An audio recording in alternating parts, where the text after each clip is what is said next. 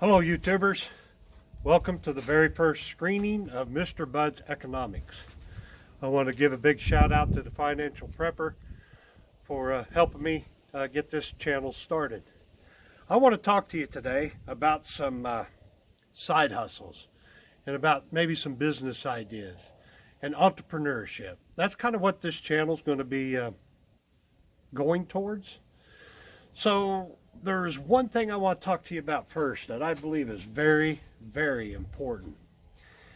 And you hear it all the time. People talk about it. And it's tithing. I'm going to set a precedence here for everybody, including myself. Is that you hear people say, well, tithing and you are blessed. And I believe that 100%. But to me, there's a correct way of tithing. You know, in the Bible, it says in the book of Leviticus that there's 3 types of tithing. 1, you have the tithing for the Levitical priests and the sacred. 2, you have the tithing for the feast of the Lord or the appointed times. And 3, you're supposed to tithe for the widows, the orphans, and the poor. So I think the secret to the success of the tithe is that on each of those 3, it says you. Not your church, not a charity. It says you. So I think the sacrifice of your time to take out and tithe, to search out the widows, the orphans, and the poor, that the good Lord honors that. Instead of going and just giving it to somebody and letting them do the work and distribute it, I believe He requires each of us to do it personally. And therefore, I think we get a great blessing out of that deal. So that's one of the things I want to tell you about tithing. I think it's very important. And if this is something that you like, put it in the comments down below. Oh, while we're at it, please press the like and the subscribe button. And we'll see how these videos go from here. So I'm going to talk first about a side hustle.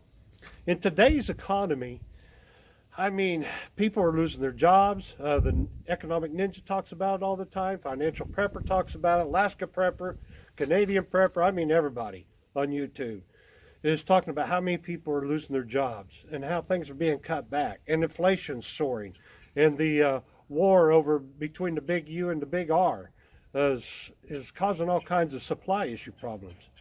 So people are starting to look at what are some side hustle deals that I can do. Now, I did speak on the Financial Prepper on his channel, talking about several different side hustles, but I'm going to kind of get into a little bit more detail. I think I will show one side hustle per video, and these are things that I have done, or I've had friends do, or I have seen done. Probably the majority of them I have done. So you can probably see here in the background behind me a woodshed full of wood. And according to the Alaska Prepper, this is the new gold, especially in Europe, because they've outlawed anybody going out into the woods to be able to collect firewood. Is that coming here to us? Maybe, maybe not, don't know. But how can you make money at it? Well, I can tell you right now, I drive into town from the ranch out here, and I see a sign out on one side of town. The guy has a rick of wood out by the side of the road for $125.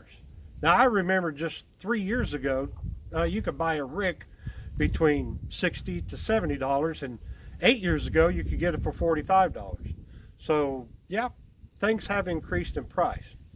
Now, you go on down the road on the other side of town, let's say on the other side of the tracks, and a fella has it over there for $145. So that's probably a pretty good medium between 120 to 145. But that's out here in the rural areas, in small town America, Oklahoma. What if you were in the big cities? I imagine it would be quite a bit more. So let's talk about it. What do you need? How can you get started in this? Here's some tips. So all you need to get started, if you have hardly no money in a budget, an axe and a wedge.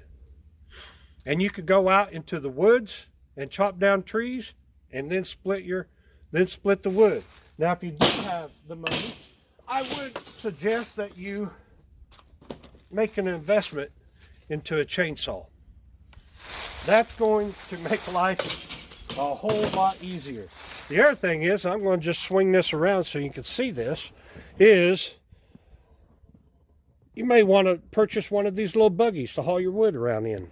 Now you can get those at Harbor Freight and for a fairly reasonable price.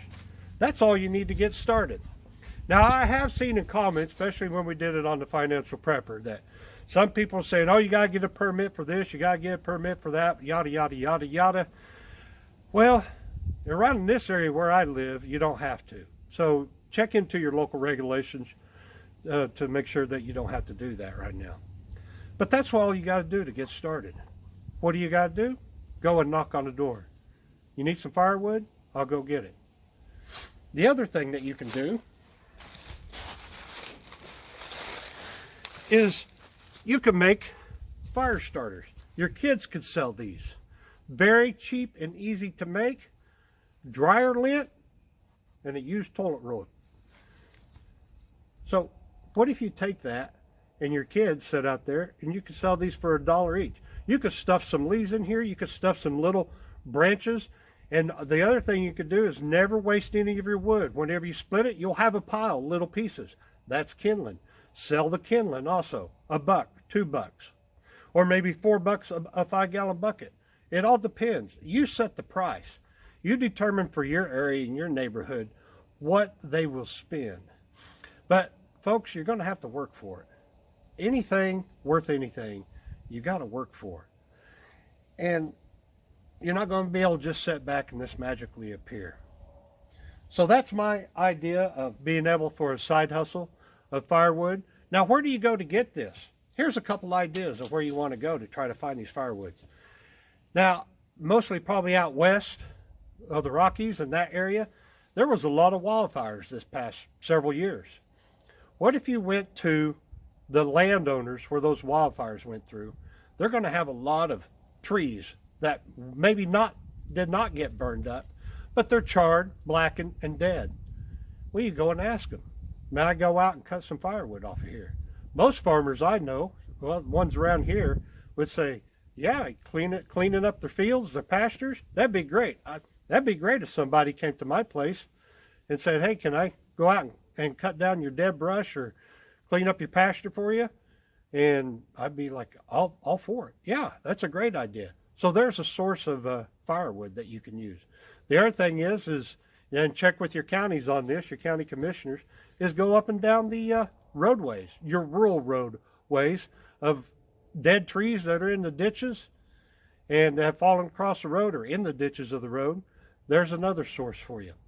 So you have to start thinking outside the box whenever you're doing these side hustle type deals. But that's it for now. That was pretty short. Just one simple idea. Let me know what you think. And let me know what some of your ideas be, and I'll put them on this channel. So thank you. This is Mr. Bud's Economics. We're out. Another idea that you can have to make some money on this with your firewood is, I know a local store here in my city, a store called Atwood's, is that they will contract with people all around the community for certain products and things. And one of those is firewood. So you can cut a bundle of firewood that fits like that. You got to saran wrap it basically, or wrap it in plastic. They sell it for $9, $10 for one of those, and you can sell it to them for $5 or $6. You make money, they make money. And of course, that's obviously where you're going to make your largest profit, is in something like this. Another thing I saw was a gentleman that was just, south of me here in another town. He had a cut your own firewood. What he did is he just drug up big, huge logs out into a lot behind McDonald's, is what he did.